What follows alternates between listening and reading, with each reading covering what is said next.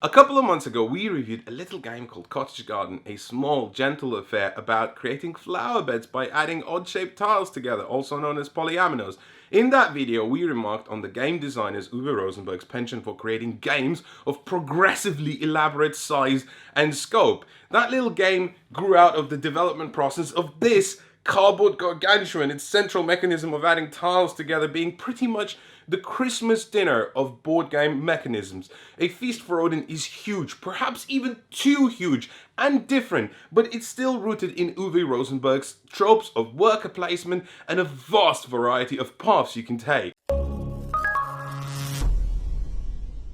Welcome to Feast for Odin's player board. This is your Thing Square. Now stop sniggering, I can hear you. Thing Square is where your Vikings gather before going out to kill and murder stuff. After they killed and murdered stuff, like animals or innocent Lithuanians, they'll bring loot they have found and neatly arrange it on display. It is by their interior decor design skills that Vikings were judged. Following the Feng Shui style of stuff placement, they could truly achieve the pleasure of the Norse gods. Like many other Eurogames, A Feast for Odin has you vying for victory points, have the most at the end of 7 rounds, and you are the winner. However, this player board has you at a disadvantage straight from the get-go, as you have 80 negative points printed on it. Not a problem, grab some loot, cover it up by sticking it pretty much anywhere, and you'll be fine. Except there's also this engine building element inbuilt into your hall. You see this track of coins going diagonally right here. Well, at the end of every round you'll have an income phase, and the lowest uncovered number of coins that you have will be the number of coins that you get. And coins are very desirable because they're very, very tiny and versatile. They can be used as any other tile to cover up your hall, or also as victory points, meaning you really want to get them. But it's not as easy to cover these coins up, because to cover one up, you have to have everything below it and everything to the left of it covered up as well. So get some coins, pick up some tiles, murder a Lithuanian. Sounds easy, right? That is until you realize that you acquire tiles by placing Vikings onto this action board that has 61 different action spots. Let me reiterate that. 61 different things you can do anytime your turn comes up. The first time I played this game, I tried to figure out like the best pathway of taking tiles or spending resources to get different tiles or spending tiles to get different tiles. And I eventually just gave up and did the first thing that gave me anything at all, hopefully figuring out something sensible to do later down the line. It is a little bit like going to Tesco Extra with a list that says eggs, milk and sugar, getting to the dairy section, realizing it's 300 feet long, and then just somehow ending up at home with a bottle of vodka, a tub of ice cream and some venison steaks without the eggs, milk or sugar. By now you've probably pegged that A Feast for Odin is on the heavier side of games. Every turn you'll be navigating a complex maze of action, every moment wishing that somewhere down the line you became a data analyst or a programmer or some sort of private investigator. Any profession that would give you the skills to be better at this darn game. Each round you will ache over the possibilities missed, as the tiles you picked up are never quite good enough. They're too small or too square, or there's just not enough of them. Further complicating matters is the fact that not all tiles can be used everywhere. These orange vegan tiles and red meat tiles can't be used to fill your hall, but are necessary to arrange a feast at the end of each round. If your feast doesn't have enough different foods, then you'll have to take thing penalties, which are negative points. Some rounds you will have a harvest that will supply you with these, but of course the action board offers you options of converting them into tiles you can actually put into your hall. But even if you do convert them, tiles can't just go anywhere. Green tiles are inferior loot, meaning you can't place them orthogonally adjacent to each other, lest you fill your hall with suboptimal Poundland style tat.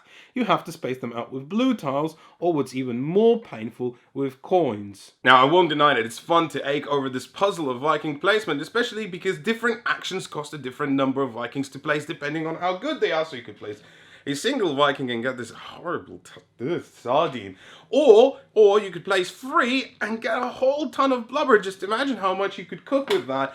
But whilst it is engaging, it is not really the most elegant of things. It's less like your mansion garden and more like getting slapped by a wet trout. It just leaves you standing there and looking a little bit flummoxed. That's because the game throws you right into the deep end of this action board and gives you the shoddiest paddle in the world.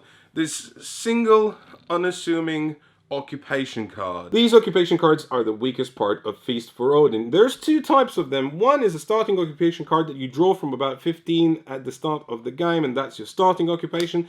And then there are these browner ones, although not necessarily more poo-poo, and they come in a deck of their own, and they're acquired through the course of the game. Actually, not just one deck, 3 decks. You see, at the start of Feast for Odin, you're meant to choose whether you want to play with either deck A or deck B or deck C, or combine 2 of them or all 3 of them, or throw some out if you want to, or burn one of them. If I was to eliminate one card from existence, there's so many of them and they're so unreliable that I don't think I would ever even miss it. Don't worry, I didn't actually burn a real card. This is just a fake spacer. I did it to annoy you a little bit. The idea of these occupation cards is that they're meant to drive your game in a particular direction, although I would argue that it doesn't always work because they are so nebulous. Sure, sometimes it does work and you'll get an amazing set of cards that complement each other really well, but more often than not, you'll just get a random stack of crap that you don't want to even utilize, and that is a problem. This is the epitome of excess in board games, and I suppose the ludicrous amounts of these cards is meant to say, hey, every time you play this game is going to feel a little bit different. But because 75% of these I don't ever want to see, I don't think that works. And that's what makes a Feast for Odin the Christmas dinner of all board games. It's got every type of food your mum ever knew how to cook on one table. And even if you really don't like the Brussels sprouts, then, well, you'll still be left reeling after all the roasts and vegetables leave you in meat sweats. Sure, it's no dinner at a Michelin star hotel, but it's never meant to be. It's simply meant to be satisfying. But if it was just Brussels sprouts, then it would be fine. However, someone sneaked these onto the table. Yep, they're dice. Yes, a Feast for Odin has dice, which is weird for a Eurogame because they're mostly games that require you to navigate a complex puzzle without luck getting in the way. So here's how it works. Some action spots give you more tiles per Viking spent. However, to get those tiles, you need to roll a die, and depending on what type of action it is, whether it's raiding or pillaging or whaling, you have to either roll a high number or a low number. If you haven't got the number that you needed to roll, you can roll that same die 2 more times, each time keeping the latest result. If you still haven't got there, you can always spend resources like wood or weapon cards to bump up that result.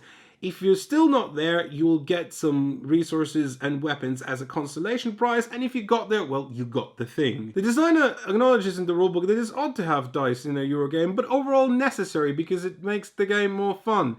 I would argue that it doesn't. However, in a twist of events that surprised even me, I don't actually mind the element of luck in the game. It's just the fact that the dice mechanism isn't very interesting. At the end of the day, it's just roll a die and see if you've got the number. And that doesn't excite me. But I guess if it was a little bit more intricate, then the Christmas dinner analogy would fall apart. So at least there's that. Let's take a moment to take some stock. This is a meaty game targeted at players who enjoy little to no luck elements, yet it has not 1 but 2 major luck elements, 3 if you count the incredibly unhelpful random drawing of weapon cards. That means that the heavy Eurogamer crowd won't necessarily appreciate it as much. Well, who is this game for then? Is it maybe for the casual crowd? I decided to go out onto the streets of London and just ask people if they would play this game with me. Let's see how that went. Excuse me, sir, would you like to play a board game? No? It's about Vikings. Excuse me, sir, would you like to play a board game? No? It's very cool, about Vikings. It only takes 3 hours. Would you like to play a board game? That's only 3 hours long. Vikings, it's only 3 hours long. Vikings. Excuse me, would you like to play a board game? 61 action spots every turn. No one wants to play a board game.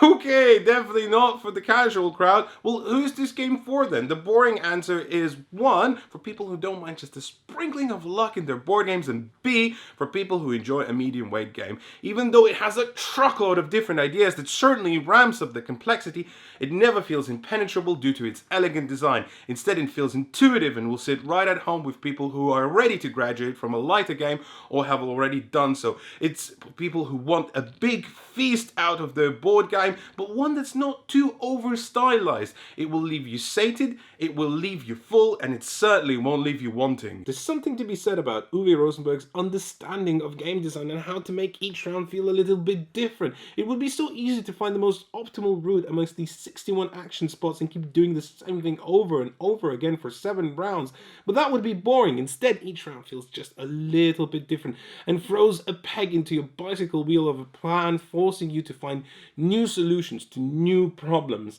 Sure, a feast for Odin can be daunting on your first play, so instead you'll just find yourself licking the gravy off the spoon or enjoying the pigs on the blanket before you learn how to properly dig into this feast.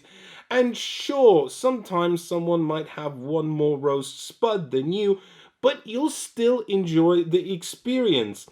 And I found that I also enjoy the experience. I don't so much mind anymore the very random occupation cards or the somewhat wonky push your luck dice element in the game.